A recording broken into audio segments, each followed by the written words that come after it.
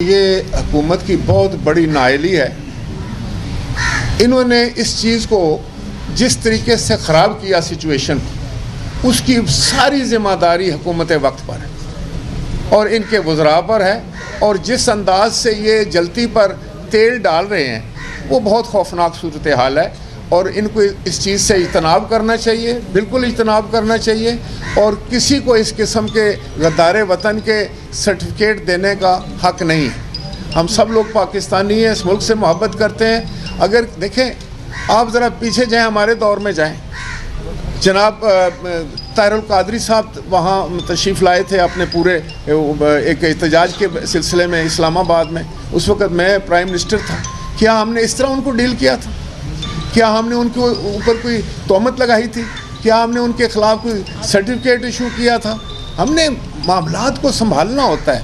हुकूमत वक्त की ज़िम्मेदारी होती है कि सब्र के साथ, तहम्मुल के साथ सियासी तौर पर हर मुश्किल वक्त में कोई रास्ता निकाले।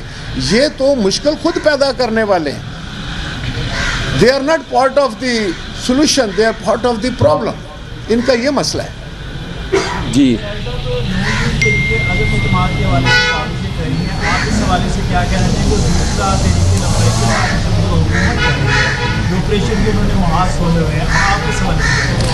देखिए, मैं आपको बताऊं कि मैं तो हुकूमत की मजम्मत करता हूं जिस तरीके से ये डील कर रहे हैं सिचुएशन।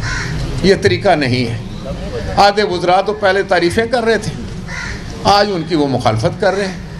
तो ये अंदाज़ गलत है, इससे माशरे को नुकसान पहुंचता है। इस तरह अवामुन नास की तकलीफ में इजाफा होता है। आज आपका पूरी GT रोड बंद है। आज एक हैजानी कैफियत है पूरे मुल्क में, एक गैर यकीनी की कैफियत है। और इसका ज़िम्मेदार कौन है? हुकूमत वक्त। कितने दिन थे इनके पास? पहले जाकर ये गलत वादे वईद करते हैं, झूठे वादे करते हैं, जैसे पाकिस्तान के लोगों के साथ इन्होंने झूठे वादे किए हैं, इसी तरह इन्होंने तरीके लब्बैक वालों के साथ भी झूठे वादे किए।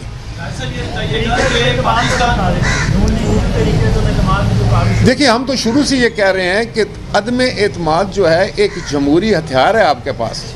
इसको कॉन्स्टिट्यूशन इसकी इजाज़त देता है, जमहूरियत इसकी इजाज़त देती है। ये एक पार्लिमानी तरीका है।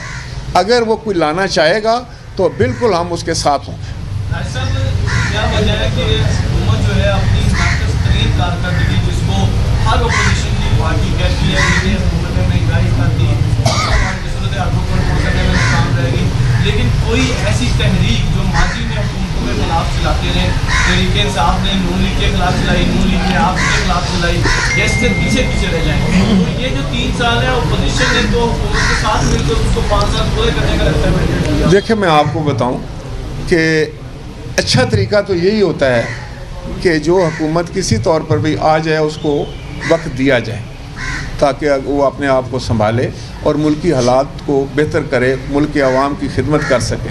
लेकिन बदकिस्मती ये है कि 3 साल गुजरने के बाद, 3 साल एक बड़ा अरसा होता है।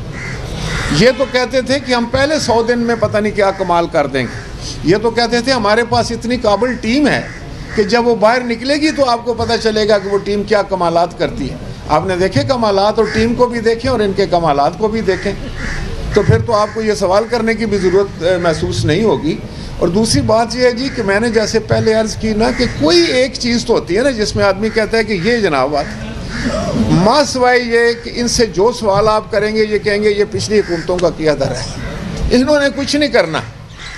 और अब तो हालत हो गई है कि सारे मामलात इनके पहुंच से दूर हो गए। जिस मसले को ये उठाते हैं उसमें गंद करते हैं, उसको पेचीदा बना देते हैं, उसको एक मसला बना देते हैं। कोई छोटे से छोटा मसला भी अगर इनके पास आया है तो आपने देखा उसको इतना इन्होंने पेचीदा मसला बना दिया, इतना बड़ा मसला बनाकर आवाम के सामने रख दिया, जो कि मसले बनने ही नहीं चाहिए थे। जो रूटीन में काम होने चाहिए थे वो भी ये मसला बना के रख देते हैं अपनी नाइली की वजह से, ना तजर्बाकारी की वजह से। इसलिए मैं ये कहता हूँ कि ये तारीख की सबसे बड़ी नाकाम हुकूमत है। बताइएगा कि हुकूमत चाहती है कि NA 133 में EVM का इस्तेमाल किया जाए, तो आप ये समझते हैं कि अगर जो अगले इलेक्शन में EVM का इस्तेमाल हुकूमत करना चाहती है तो यही इसी हल्के में टेस्ट केस के तौर पर इलेक्ट्रॉनिक वोटिंग मशीन का इस्तेमाल हो जाना चाहिए? देखें, पहली बात तो ये है कि हुकूमत का इलेक्शन के साथ कोई किसी किस्म का तल्लुक वास्ता नहीं है। ये इलेक्शन कमीशन का काम है।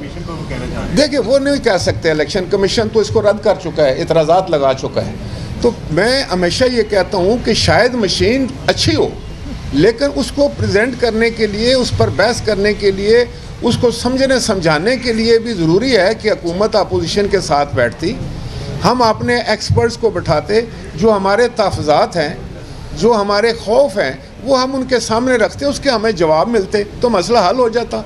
मैंने अभी अर्ज़ किया आपको कि ये वो हुकूमत है जो हर छोटे से छोटे मामले को बहुत बड़ा मसला बना देती है अपनी। मैं समझता हूँ कि जो इनके में शायद अहलियत ही नहीं है कि ये किसी मसले का हल निकालें, ये मसले को ख़राब करने वाले लोग। साहब, इस वक्त 2 माह के लिए रेंजर्स के हवाले पंजाब को कर दिया गया, तो उसमें ये भी कहा गया कि जो पुलिस है ये मातहत होगी रेंजर्स की।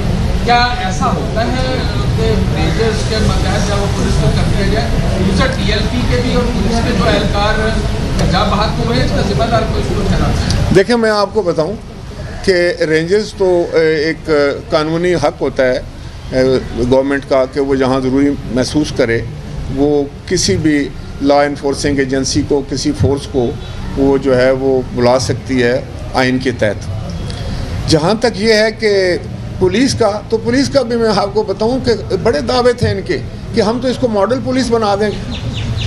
वो कहा करते थे कि जब हम आएंगे तो 2 साल में पंजाब की पुलिस को आप देखेंगे कि हम कितना मॉडल पुलिस बनाते हैं। ये पुलिस को इन्होंने मॉडल बनाया है। जहाँ तक लोग मरते हैं तो ये तो हुकूमत वक्त को अंदाज़ा होना चाहिए कि जब ऐसे हालात पैदा कर रहे हैं तो अमवात होने का खतरा है। YouTube पर Googly TV देखने के लिए youtube.com की सर्च बार में Googly TV टाइप करें। Googly TV के पेज पर सुर्ख रंग के सब्सक्रिप्शन वाले बटन पर क्लिक करना ना भूलिए। YouTube पर अपलोड होने वाली वीडियो से बाखबर रहने के लिए बेल आइकॉन पर क्लिक कीजिए। आपको हर नई आने वाली वीडियो के बारे में नोटिफिकेशन मौसूल हो जाएगा।